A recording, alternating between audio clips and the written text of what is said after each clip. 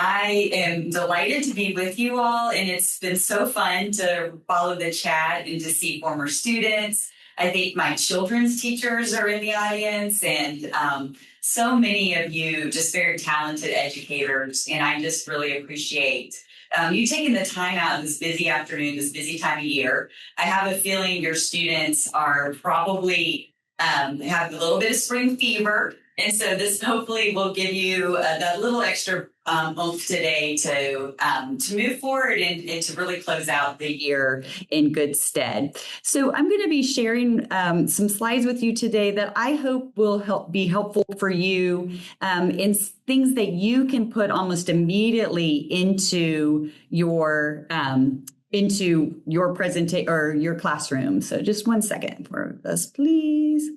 Okay, so hopefully you can see.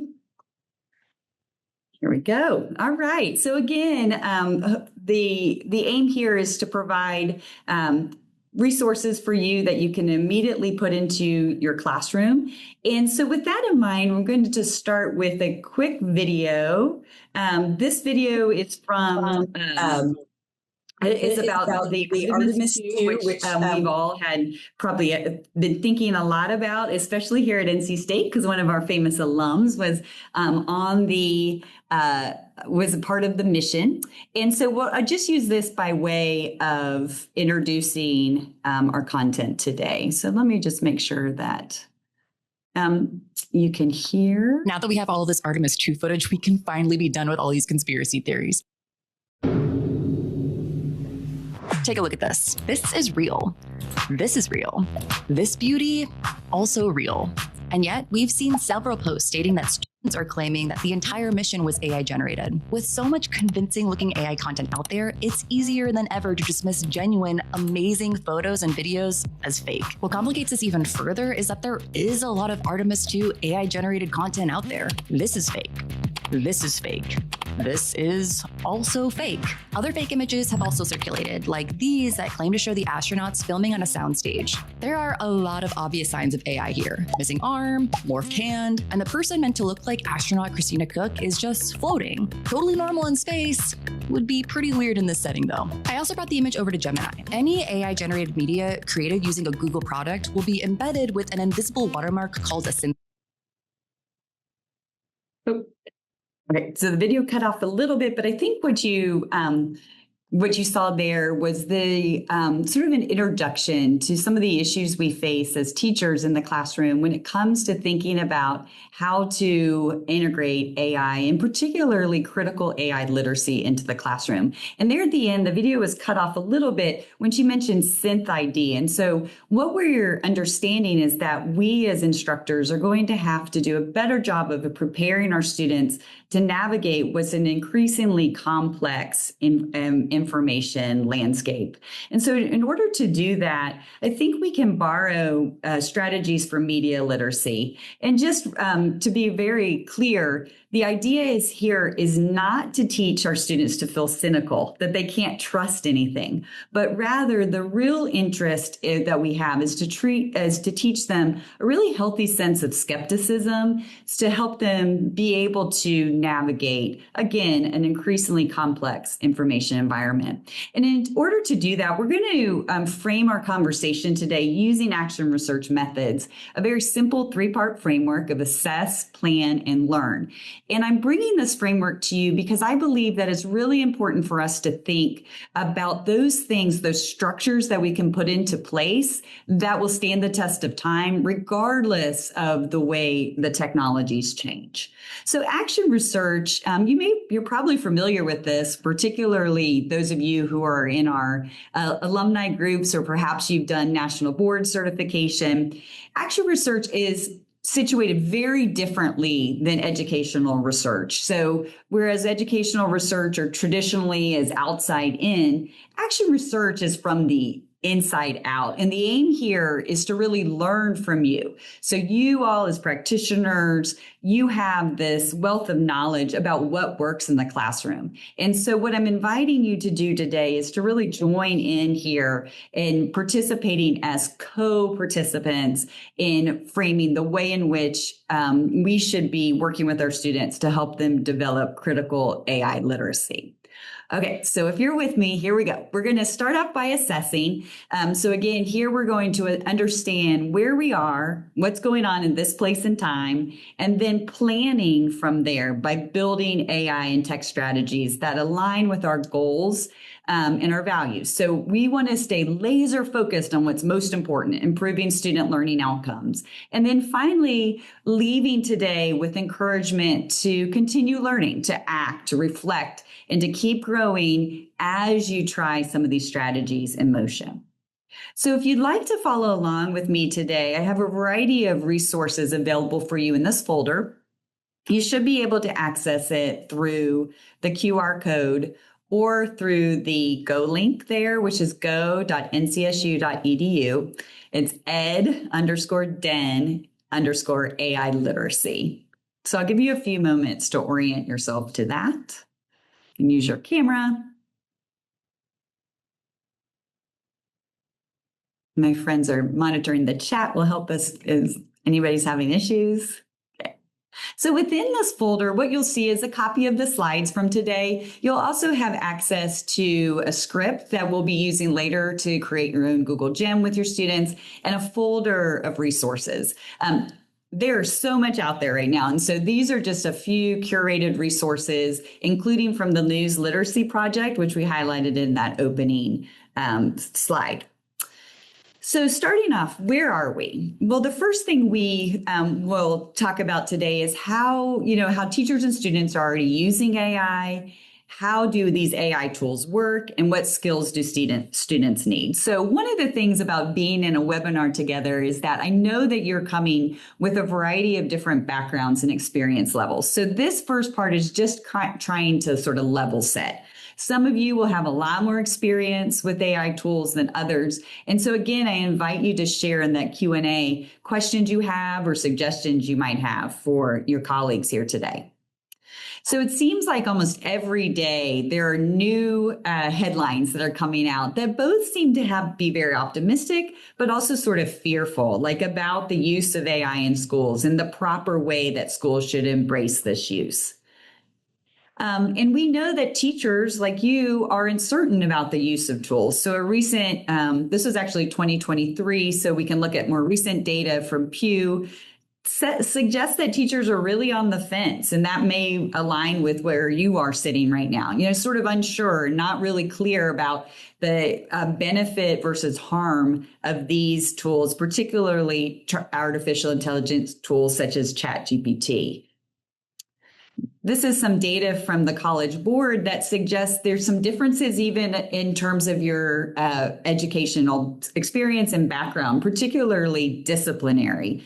So you may see that when it comes to confidence, there's some backgrounds like computer science and engineering and maybe business, not maybe as surprising, where they feel much more confident than teachers from other subject areas. And so the question here for us is, where are we in this moment in time and how do we move forward and navigate this? And so prior to the webinar, many of you responded to a survey with one question: what would you like to learn if there's one thing to learn? And it looks to me like, just sort of eyeballing these, the feedback you gave, you're very much there in the same place, like thinking about classroom integration and instructional use. You mentioned things like, how do we teach students to use AI ethically? How do we teach them in terms of academic integrity? And how do we use it really effectively to improve student learning outcomes? And I think towards the bottom of this is also where a lot of us are, where we're trying to navigate some uncertainty and policy gaps. So sometimes we hear from teachers that in the absence of a school-wide policy, it's really individual teachers sort of trying to make sense of how they want to use these tools in the classroom. And at the same time, we know that our students are using these tools. So on the left-hand side of your screen, this is data taken from 2023, whereas on the right from 2025. And although that's not the exact same questions, what you do see and kind of get from this is that students are increasingly reporting that they're using chatbots to find information and to do their homework.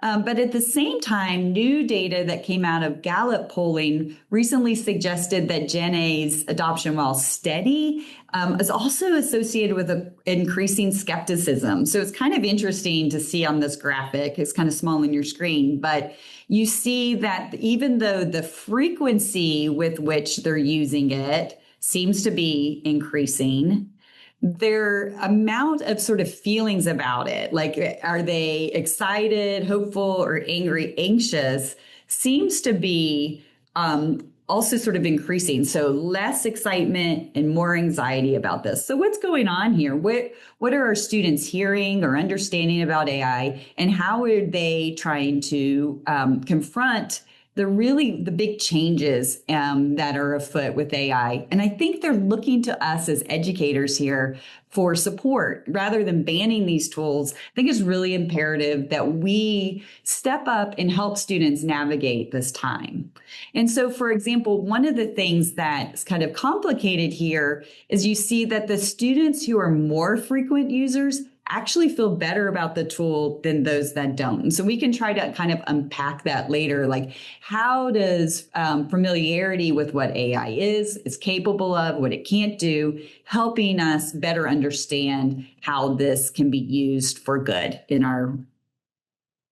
All right. So so to those ends, I think it's worthwhile to kind of think about, like, surface here. What is AI? When we talk about AI in education, this is a broad umbrella term, and you probably have heard that it's been around for a long time. We've been talking about AI since the 1950s with the famous Turing test. And so this test was when a human respondent prompted a human in a machine, and it was deemed successful when that human prompter couldn't tell the difference between whether or not it was a machine or a person. And some skepticism, though, with the Turing test is because basically what those machines were doing were mimicking human speech. Yet we attributed, quote unquote, intelligence to those machines.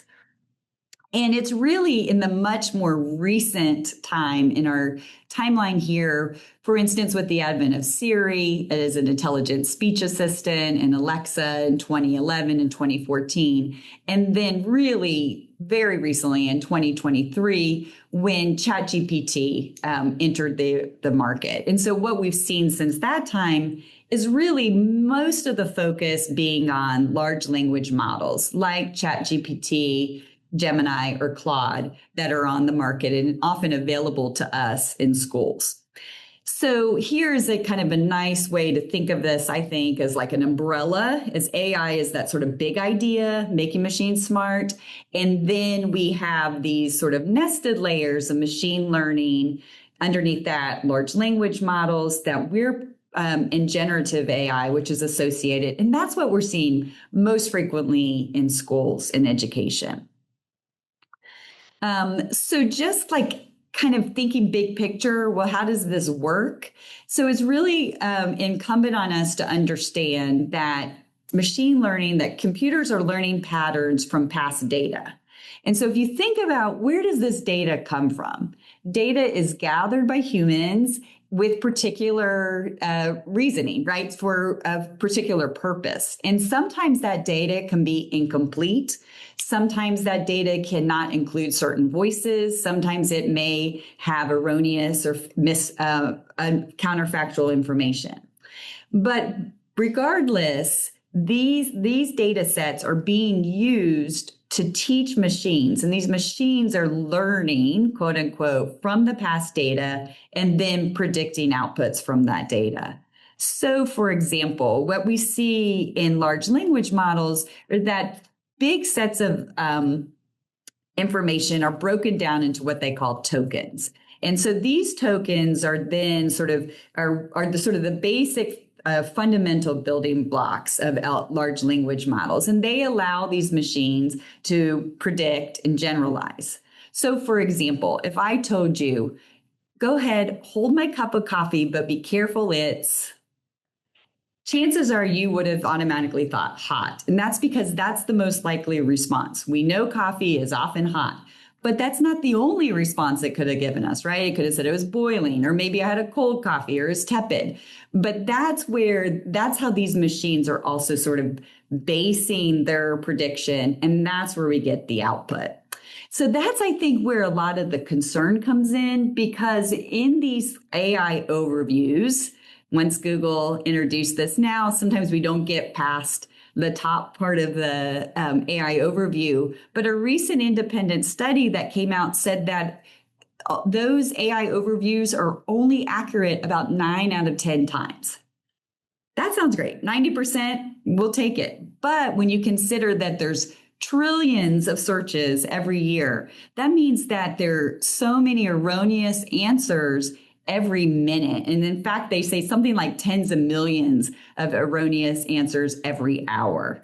And so that, again, is where it's really important for us to begin thinking about, how are we going to help students understand that and develop that healthy skepticism?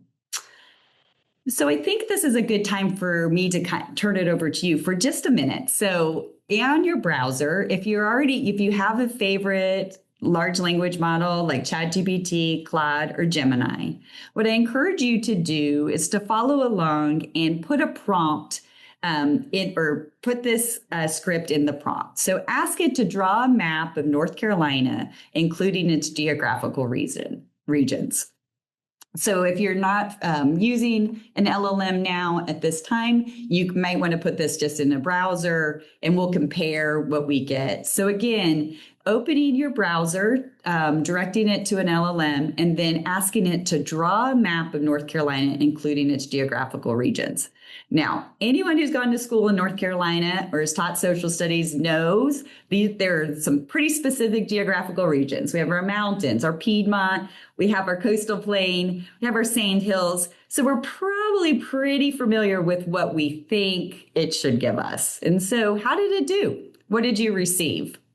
So I got a couple of different responses, pretty accurate, actually. I was pretty glad to see this. One of the wonkier ones had the Piedmont sort of floating up above. Maybe it was some kind of key it was giving me with the coastal plains. Another one response I got was a really simple style map. This is a way that it generates. And so you can see fairly accurate, right? Mountains, Piedmont, coastal plain. Okay, so we're able to get a sense of it's like how useful this might be to us. Now, if you drill in, though, in some of these maps, you may see that some of the things don't line up perfectly. But what did we do here? So what we did is we relied on quite a bit of our prior knowledge, right, to really judge the prompt. But what if we did this based on something we're a little less familiar with? So the Strait of Hormuz, for example, has been in the news. So this is what I asked it to do. And not quite as accurate, but what would I have to do? What steps would I have to take to really determine whether or not this was an accurate map? Well, and what the first thing would be, obviously, a lateral read, right? I would go to my browser. So those of you who have your browser open, see how accurate this is. And while this is a sort of small example, it's one way that you can begin teaching your students in a very visual way where there's limitations for these large language models. So in this particular case, really good or pretty good, 90% good, we said, at predicting based on text. Less good when it comes to images or other types of multimedia text. The other thing I'd point out here is one important lesson is it's really good to test the validity or the limits of these tools with something you're familiar with. So instead of starting with something you're not very familiar with, some new thing you're trying to learn, work with these tools, test them out with things you know a lot about, and that will help you better understand the affordances and limitations of these tools. So these skills that we've just flexed in a very minor way as we're thinking about our mental image of the geography of North Carolina and looking at the prompts, are very similar to what we're hearing from employers. We are really intent on kind of helping our teachers, future teachers, think about those uniquely human capacities that AI and computers can't replace. And so, for example, some of the recent research that has come out of economics has suggested that some of the most common skills still occurring in job postings are communications, management, problem solving, and leadership.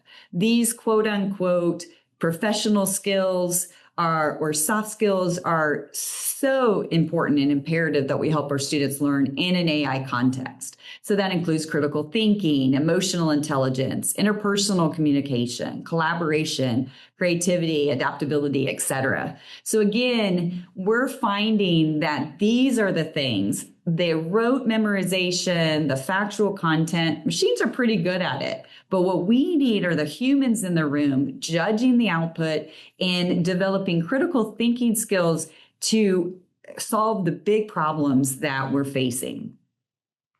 So with that in mind, we'll turn to the next phase, which is to plan. So we have this sort of framework now.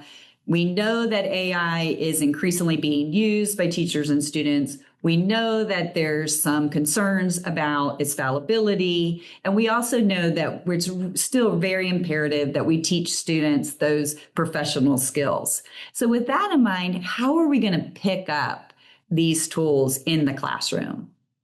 And so the first thing we're going to think about is asking better questions about our use of AI, identifying pre-existing AI frameworks and adapting those to our context, and then planning for ways to integrate instruction to teach AI with AI. All right, so the first thing I think we sometimes make a mistake of in education, particularly I've been around for a long time, and back in the early days when the internet boom was occurring, it was all about how are we going to get students on the web, and we ended up sort of developing WebQuest and things like that. But what we don't want to lose sight of is not what the tool can do, but what's that problem we're trying to solve, right? And again, this laser focus on improving student learning outcomes. So I think we'd be remiss if we didn't consider that it's not really about bringing AI into the classroom, but it's how AI tools might help us be better teachers. And so there's been a lot published in in the folder that I've shared with you. There's a variety of different frameworks for teaching AI literacy. And these are great sort of off the shelf frameworks that you can grab. Digital Promise has a really nice one with several pillars. There's a lot of ethical and responsible use training out there, and some coaching that's available.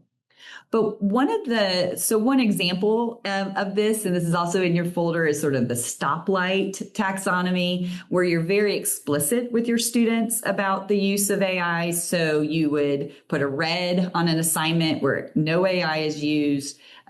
Tools are used. Yellow when there's you can proceed with caution, and green light when no holds barred. You can use any of these large language models in the assignment. And so this type of approach, really helps, again, make things more explicit in terms of our expectations with our students. But one hesitation I would have is that in addition to putting policy and rules in place, it's really important to have conversations with our kids about why we think they should use AI in certain cases versus others. And that's sort of that harder dialogue, right, that we need to have about the nuance and understanding. And so that's the sort of caution piece here. Then on one hand, a lot of what we're seeing out there in terms of frameworks gives us a shared language and easy assessment, but the risk might be that it doesn't fit your context. And so again, thinking about our action research and participatory framework, It's so important for you to bring in tools into the classroom that work for you and sort of systematically and intentionally reflect on them and adapt them for your needs. So, to those ends, one of the things that I often do with groups is to start off by thinking about the core value that drives your professional work. So, if you have space, you might want to jot this down, because I think that when we ask questions differently, not what will AI do, but what problem we're trying to solve, we are really thinking about how to use these tools to connect in ways that align with our values and align with our goals for our students. And once we start there, then we can start thinking about these places where we can begin to offload some of our tasks to AI. So take, for example, disciplinary judgment is something that is really important to me. So I'm a historian by training. I think it's really important that our students develop historical thinking skills. And I really want to protect that in my classroom. I want to make sure that to help keep that human. But things that I might be able to delegate or share with my AI strategically, or perhaps brainstorming historical arguments using primary sources. And as a result, I think I'm going to have to reimagine the structure with which I assess students. So thinking differently about how my assessments using perhaps even AI tools will really hone in on the disciplinary judgment that I want them to learn. And so by way of example, we have had the opportunity to work with a great group of teachers who are AI teaching fellows across the state. This is sponsored by the North Carolina Business and Committee on Education and Google.org. And what we've seen them do is pick up these tools to help move, to make cognitive shifts in practice. So for instance, they're engaging their students more in disciplinary reasoning. They're thinking at a high system level about pedagogical redesign, and then really thinking about how to bring these tools in for community and culture building. But at the same time, it's not without its sort of emotional tension, right? So just like many of you responded here, we're excited about these tools, but we're also a bit apprehensive, and we want to make sure that they're used properly. So as we begin to plan, you can look to these other use cases of teachers like these AI fellows, your colleagues and your peers, and you can also look at sort of the published frameworks that are available to us. But one other thing we can do is actually share with each other Google Gems or AI tools. So this is here at NC State, we're Google Campus, so we have access to an educator version of Google Gemini. And so what I'd like you to do with me here is, if you'd like to follow along, you can, or I'll demo. And then in the folder, you have available to you a script where you can do your own thing. All right, so what I'm going to do is, again, so within the folder that I shared with you, we have a script available. And so when we go over to Google Gemini, the first thing you do is you look for the gem part here, and then we're going to click here. You see that I've already created some, but when you click on New Gem, it'll take you to a blank prompt like this. And in this particular case, so what I'm going to do is go over to my folder and pull out my step-by-step directions.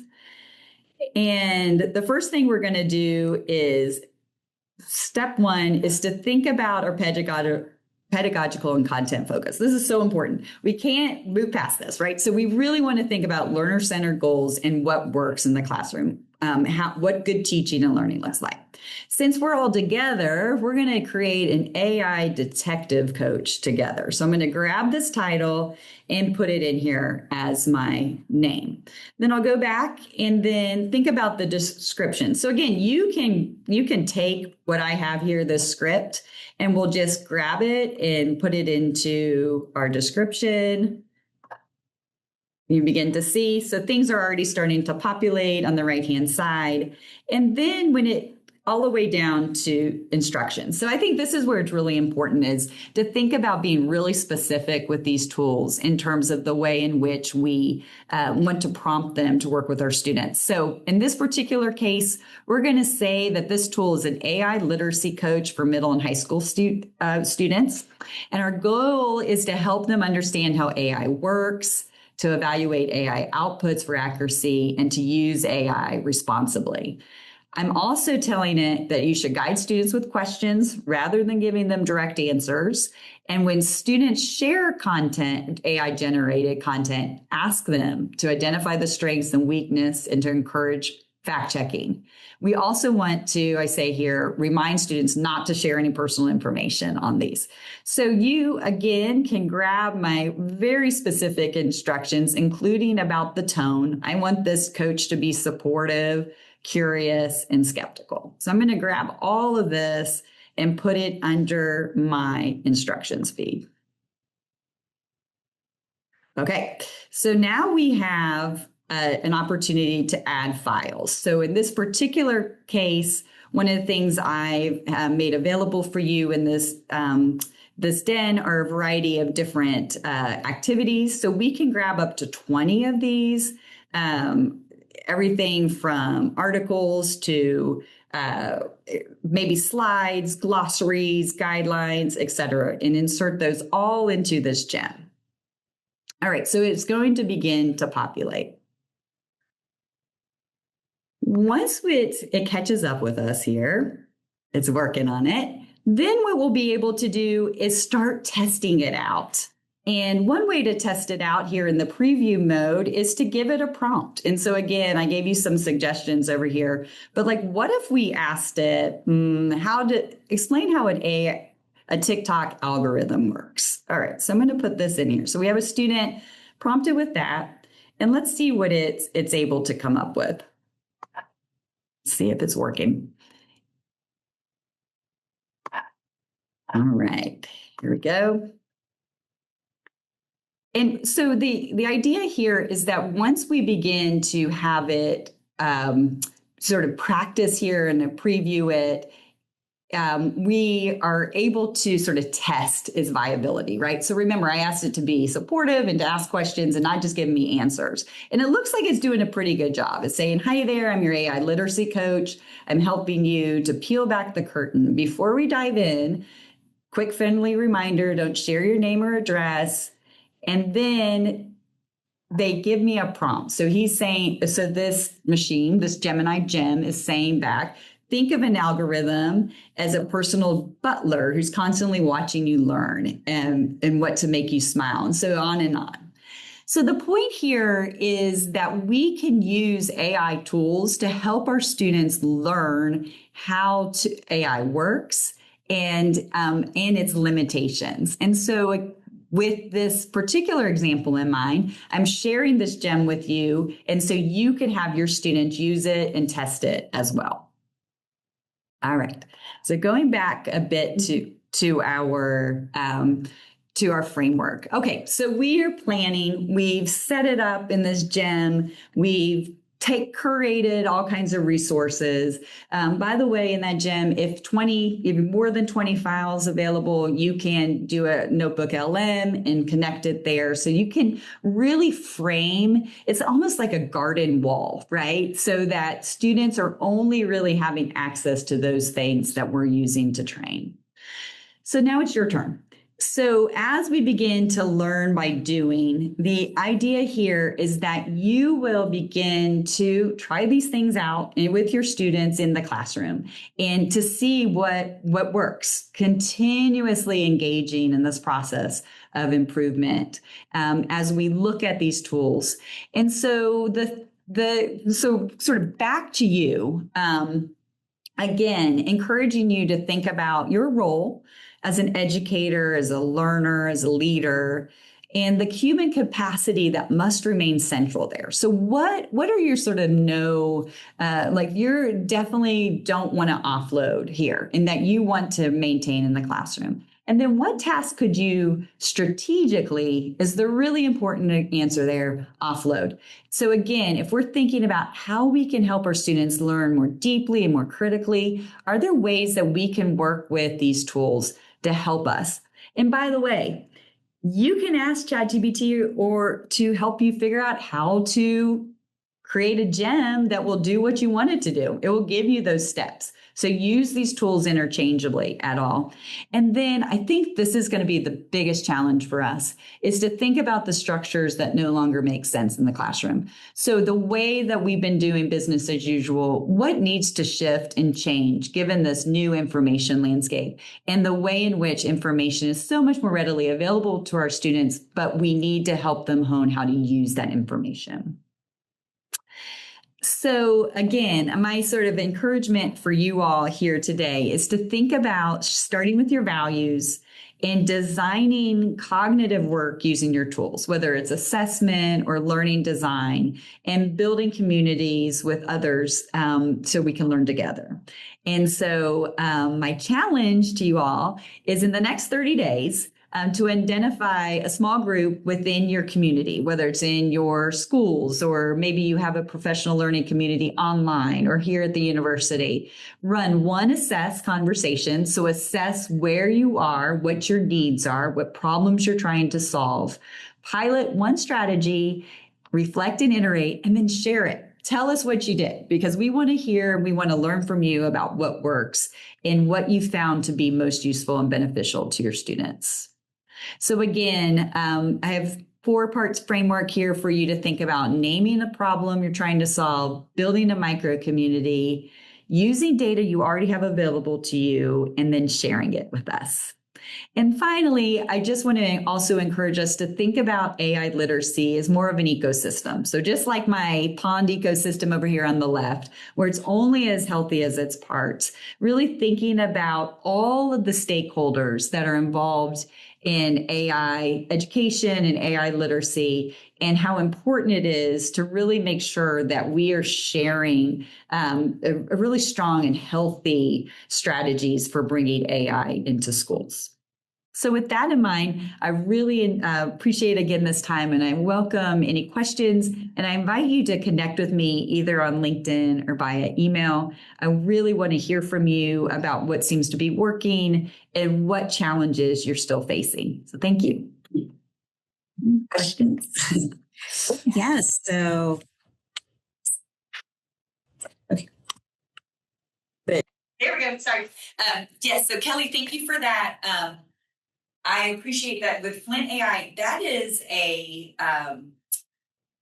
is a sort of closed resource available for teachers and schools on a subscription basis. And so if you're concerned, for instance, about feeding into these databases, right, these AI tools, then that is one example. And I think it's been used pretty widely. And I'd be curious, Kelly, if you wanted to, just share how you might have used it as well in your classroom. Because again, thinking about that sort of garden wall, if we don't want to leave students sort of wild and free on these LLMs, then that's one way that you can be able to sort of use these tools in a really scaffolded way in your classroom. Yeah, so question, when you share a gem, is it as simple as creating a share link? Yeah, it is. So you can create a share link and you can make it accessible to them. Any documents that you've uploaded there, so like, for instance, I have some things in my Google Drive, it will also be prompted to share. And so one thing I really encourage in this sort of distributed learning environment is to encourage your students to try to, quote unquote, break that gem, like make it break its rules and see how it needs to be trained. Other questions?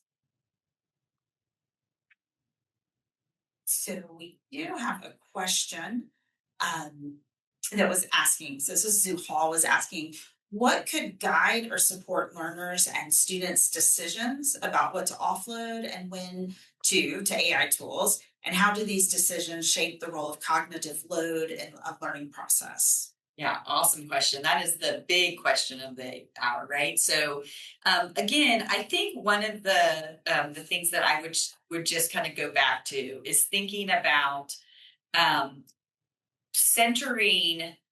I'm trying to find my thing. Yeah, so sort of centering those things that you want to protect and keep human, and those are the things that um, will connect back to your learning goals for students. And then those things that you choose to cognitively sort of offload, those may be things that are sort of more efficiency related. So sometimes I think about it, and I don't have a graphic here, but of like a nexus where really deciding those things that you need humans in the loop with, some of those things that you can just turn over to machines, and then those things that you absolutely cannot. And so I think there's that kind of constant sort of iterative process of going back.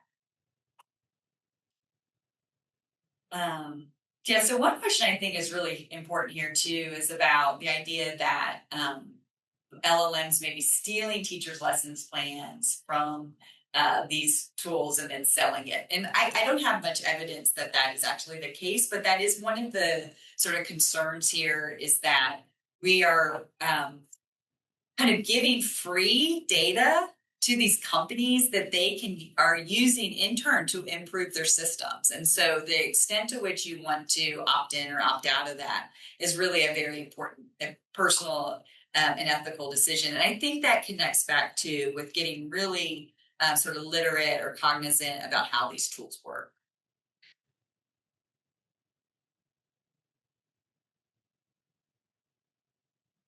It looks like Kelly McKee gave us a great suggestion where she is a math teacher and she created a tutor and study companion for students.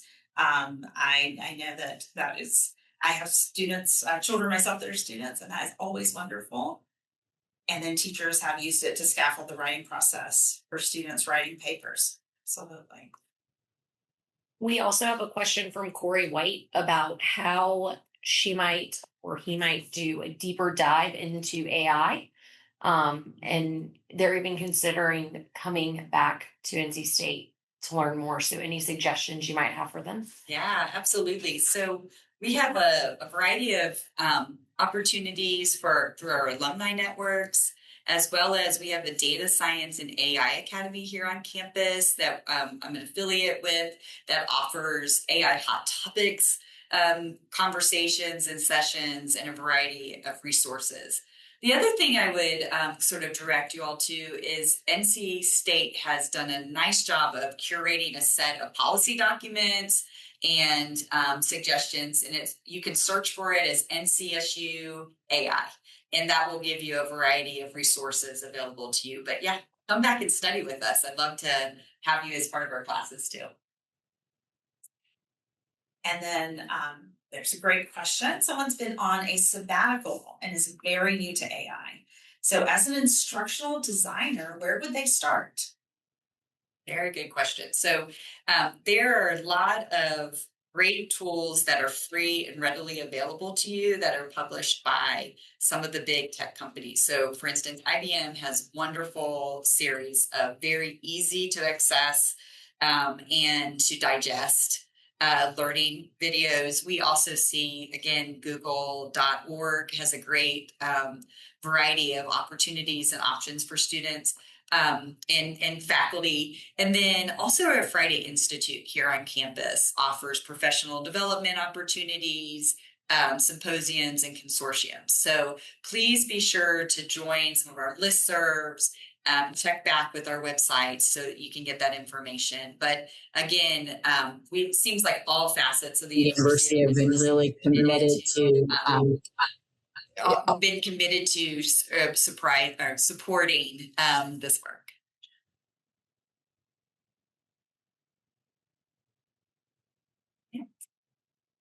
Well, thank you, everybody. Thanks for hanging in there. We, whenever we use tech, I always say it's a high new moment where something is an echo or maybe the video doesn't work. And, but you all, thank you for your grace today. Thank you for being here and your great participation. Hi, guys. Thank you.